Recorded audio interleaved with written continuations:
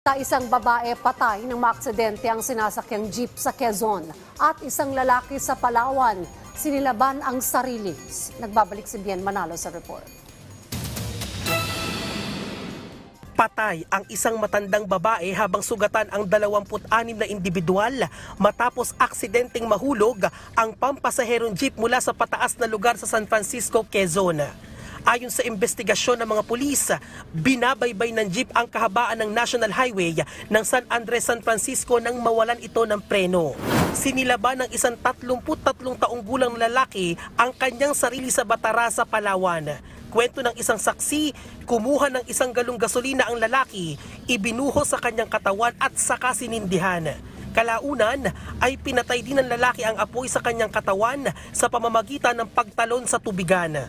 Napag-alaman na may problema sa pag-iisip ang lalaki na kasalukuyang nagpapagaling na sa ospital. Kritikal naman ang dalawang minor de edad matapos maaksidente ang kanilang sinasakyang motorsiklo sa Taysan, Batangas. Ayon sa isang saksi, nag-overtake umano ang motorsiklo sa isa pang sasakyan nang may masabitan din itong isa pang motorsiklo at saka bumangga sa puno. Patuloy ang investigasyon ng mga otoridad sa insidente.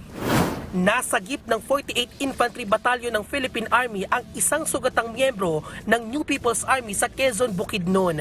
Nakilala ang nasagip na miyembro ng NPA na si alias Ligaw, na kasapi ng Sub-Regional Centro de Gravidad Peddler, North Central Mindanao Regional Committee.